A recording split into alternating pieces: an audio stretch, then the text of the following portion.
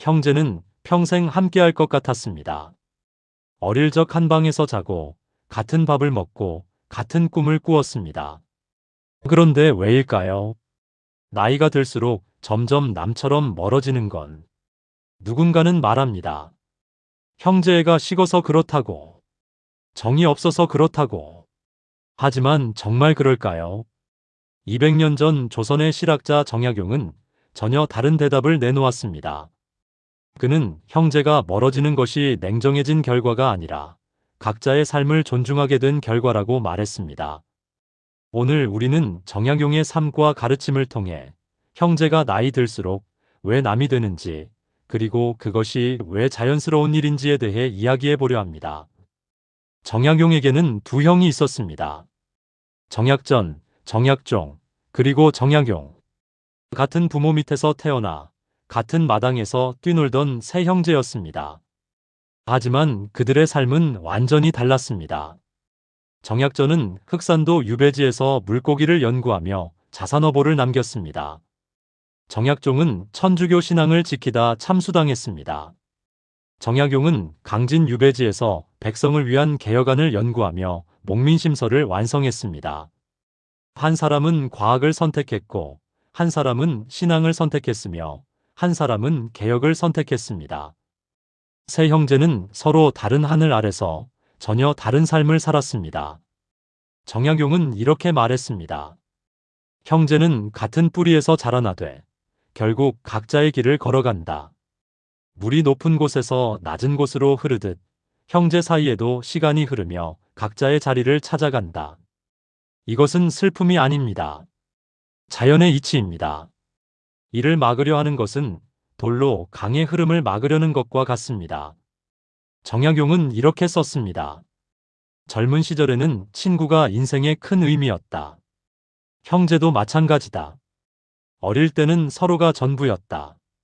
함께 놀고 함께 배우고 함께 꿈꾸었다라고. 그러나 나이가 들면서 각자의 가정을 꾸리고 각자의 일을 하게 되면서 자연스럽게 멀어집니다. 이것은 잘못이 아닙니다. 성장의 과정이요, 인생의 이치입니다. 결혼 후 배우자와 자녀가 생기면 형제는 더 이상 내 편이 아니라 친척이 됩니다.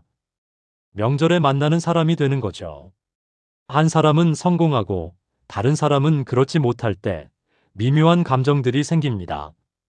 성공한 쪽은 우월감을, 그렇지 못한 쪽은 열등감을 느낍니다.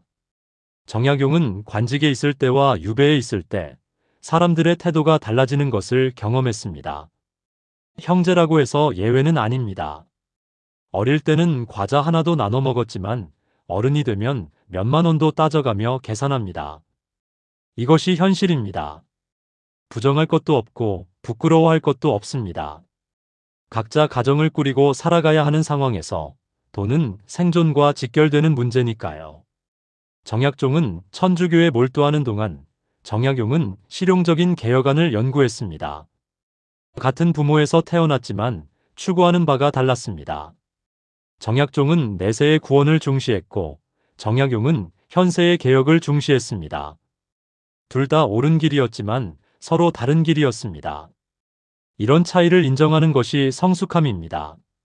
형제라고 해서 모든 것을 공유해야 한다고 생각하지 마세요. 각자의 신념이 있고 각자의 철학이 있습니다. 서로 다른 것을 틀렸다고 여기지 말고 그저 다르다고 받아들이면 됩니다. 부모님이 살아계실 때는 형제가 모이는 이유가 있었습니다. 명절이면 한자리에 모였고 부모님 생신이면 함께 축하했습니다. 하지만 부모님이 돌아가시면 모일 이유가 사라집니다. 서로의 집을 오가며 만나는 것이 어색해집니다. 각자의 가정이 우선이 되고 형제는 2차적인 관계가 됩니다. 부모님이라는 구심점이 사라지면 형제들을 하나로 묶어주던 끈이 느슨해집니다. 각자의 생활 패턴이 다르고 관심사가 다르며 우선순위가 다르다는 것이 더욱 분명해지는 거죠. 결혼 후에는 더욱 그렇습니다. 배우자의 가족들과도 관계를 유지해야 하고 자녀들 교육에도 신경 써야 합니다. 시간과 에너지가 한정되어 있는 상황에서 형제까지 챙기기는 버겁습니다. 명절 때 어느 집을 먼저 갈지, 어느 쪽 가족과 더 많은 시간을 보낼지를 정하는 것부터가 이미 복잡한 문제가 되어버립니다. 결국 자신의 원가족보다는 새로 만든 가족이 우선이 될 수밖에 없습니다. 정약용은 말했습니다. 천하의 일이란 한 사람이 다 할 수 없다. 형제 관계도 마찬가지입니다. 한 사람의 노력만으로는 유지될 수 없습니다. 양쪽 모두 원해야 하고 양쪽 모두 노력해야 합니다. 한쪽만 매달린다면 그것은 건강한 관계가 아닙니다. 줄다리기에서 한쪽만 잡아당기면 게임이 성립하지 않듯이 인간 관계도 상호적이어야 합니다. 일방적인 관심이나 일방적인 무관심 모두 관계를 해칩니다. 형제라는 이름으로 억지 모임을 만들지 마세요. 정기적으로 만나자고 약속하지 마세요. 그런 것들은 오래가지 못합니다. 만나고 싶을 때 만나고 연락하고 싶을 때 연락하는 것이 자연스럽습니다. 의무감으로 하는 만남은 진정한 만남이 아닙니다. 서로에게 부담만 줄 뿐입니다. 정약용은 말했습니다. 마음속으로 남의 은혜를 받고자 하는 생각을 버린다면 저절로 마음이 편안해진다. 형제에게도 마찬가지입니다. 형제라는 이름으로 무언가를 기대하지 마세요. 도움을 바라지도 말고 관심을 요구하지도 마세요. 그저 각자의 삶을 살아가는 것으로 충분합니다. 형제니까 당연히 도와줄 것이다. 형제니까 당연히 챙겨줄 것이다. 이런 기대를 버리세요. 그런 기대는 실망으로 이어지고 실망은 원망으로 변합니다. 서로에게 짐이 되지 않는 것, 그것이 진정한 사랑입니다. 정약용은 형 정약종의 신앙을 이해하지 못했지만 존중했습니다. 자신과 다른 길을 걸어간다고 해서 형을 비난하지 않았습니다. 오히려 각자의 선택을 묵묵히 지켜보았습니다. 각자의 길이 있고 각자의 운명이 있다. 서로 방해하지 말고 서로 지지하지도 마라. 그냥 각자 알아서 살면 된다. 정약용이 유배지에서 개혁안을 연구할 때 형제들의 지지를 받았던 것도 아니고 반대를 받았던 것도 아닙니다. 그는 그저 자신이 해야 할 일을 했을 뿐입니다. 한 그루 나무에서 자란 가지들이 각각 다른 방향으로 뻗어나가는 것처럼 형제 자매도 성장하면서 서로 다른 방향을 향해 나아갑니다.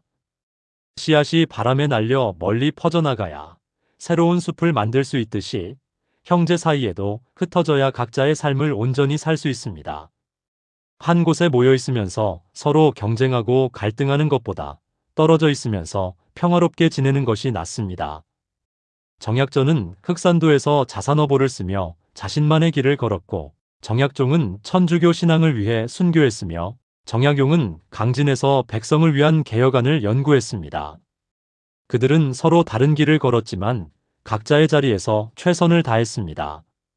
그것이 더 아름답지 않은가요? 만약 그들이 한 곳에 모여 있었다면 서로의 신념 차이로 인해 갈등이 생겼을 겁니다.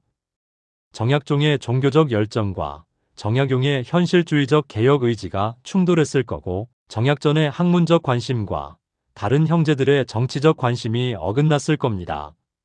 나이가 들수록 형제는 추억 속의 존재가 됩니다.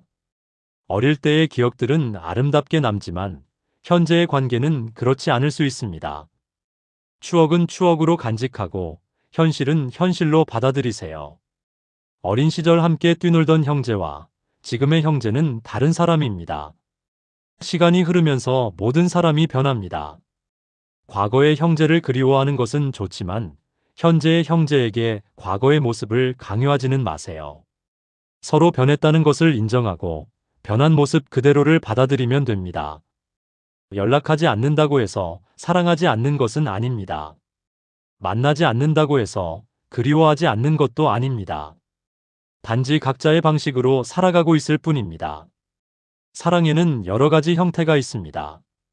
가까이서 보살피는 사랑도 있고 멀리서 지켜보는 사랑도 있습니다. 간섭하지 않는 것도 하나의 배려요. 연락하지 않는 것도 하나의 예의일 수 있습니다. 정약용이 강진 유배지에서 형 정약전을 그리워했던 것처럼 거리가 멀어도 마음은 가까울 수 있습니다. 정약전이 흑산도에서 정약용을 생각했던 것처럼 만나지 못해도 사랑은 변하지 않습니다. 물리적 거리와 감정적 거리는 다릅니다. 가까이 있으면서도 마음이 멀 수 있고 멀리 있으면서도 마음이 가까울 수 있습니다. 중요한 것은 거리가 아니라 마음입니다. 때로는 침묵이 더 진실한 소통입니다. 말하지 않아도 서로를 이해하고 만나지 않아도 서로를 생각하는 관계가 있습니다. 형제간에도 그런 관계가 가능합니다. 자주 연락하지 않아도 서로의 안녕을 걱정하고 자주 만나지 않아도 서로의 행복을 바라는 마음이 있다면 그것으로 충분합니다. 재와 멀어졌다고 해서 나쁜 사람이 되는 것은 아닙니다. 효도를 못한다고 자책하지 마세요. 각자의 삶을 사는 것이 더 중요합니다. 부모님도 자녀들이 각자의 행복을 찾기를 바라실 겁니다. 부모님이 살아계실 때 형제들이 화목했으면 좋겠다고 말씀하셨겠지만 그것도 자녀들이 행복한 상태에서의 화목을 바라셨을 겁니다. 억지로 참고 견디면서까지 함께 있기를 원하지는 않으셨을 거예요. 다른 집 형제들이 화목하다고 해서 우리 집을 부러워하지 마세요. 겉으로만 그럴 수도 있고 진짜 화목할 수도 있습니다. 하지만 그것이 우리와 무슨 상관인가요? 우리는 우리의 방식대로 살면 됩니다. 남의 집 형제들이 매주 만나서 식사한다고 해서 우리도 그래야 한다고 생각할 필요는 없습니다. 남의 집 형제들이 서로 자주 연락한다고 해서 우리도 그래야 한다고 느낄 필요는 없습니다. 각 가정마다 고유한 문화와 방식이 있으니까요. 정약용은 말했습니다. 실없이 칭찬하면 말이 무게를 잃는다. 근거 없이 비방하면 비난이 내게로 돌아온다. 형제에게도 마찬가지입니다. 억지로 친밀함을 연출하지 마세요. 진정성 없는 관심은 오히려 부담만 줍니다. 떠나는 사람을 잡는 것보다 떠나는 사람을 축복해주는 것이 더 아름답습니다. 형제가 자신만의 삶을 살아가는 것을 응원해주세요. 멀리서라도 그들의 행복을 빌어주면 됩니다. 정약용은 유배지에서 깨달았습니다. 모든 인간 관계가 한시적이라는 것을. 부부도 죽음이 갈라놓을 때까지이고 부모 자식도 각자의 삶이 있습니다. 하물며 형제는 어떠하겠습니까? 영원할 것이라고 착각하지 마세요. 모든 관계는 시작이 있으면 끝도 있습니다. 형제 관계도 예외가 아닙니다. 어린 시절부터 시작된 관계이지만 언젠가는 끝날 수도 있습니다. 이것을 받아들이는 것이 성숙함입니다. 끝나는 것을 두려워하지 말고 자연스럽게 받아들이세요. 형제가 남이 되는 것을 슬퍼할 필요가 없습니다. 그것이 자연의 순리니까요. 강물이 바다로 흘러가듯 형제도 각자의 바다로 흘러갑니다. 억지로 붙잡으려 하지 말고 아름답게 보내주세요. 정약용의 세 형제는 서로 다른 길을 걸었지만 역사는 그들을 모두 기억합니다. 정약전의 자산어보, 정약종의 순교 정신, 정약용의 실학 사상. 그들은 서로 다른 길을 걸었지만 모두 의미 있는 삶을 살았습니다. 함께 있지 않았지만 각자의 자리에서 최선을 다했고 그 결과 모두 역사에 이름을 남겼습니다. 이것이 진정한 형제가 아닐까요? 서로 다른 길을 가면서도 각자의 자리에서 빛나는 것, 그것이 더 아름다운 관계입니다. 우리도 마찬가지입니다. 형제와 멀어졌다고 해서 의미 없는 삶을 사는 것은 아닙니다. 각자의 자리에서 최선을 다하면 됩니다. 형제의 인정이나 지지가 없어도 충분히 가치 있는 삶을 살 수 있습니다. 형제에게 의존하지 말고 형제를 의존하게 만들지도 마세요. 독립적인 존재로서 각자의 길을 걸어가는 것, 그것이 성숙한 관계입니다. 정약용은 18년의 유배 생활을 혼자 견뎌냈습니다. 그 시간 동안 그는 목민심서, 경세유표, 흠음신서라는 불멸의 작품들을 완성했습니다. 그는 말했습니다. 몸은 외로울 수 있으나 마음은 스스로 다스릴 수 있다. 혼자 있는 시간이 오히려 더 생산적일 수 있습니다.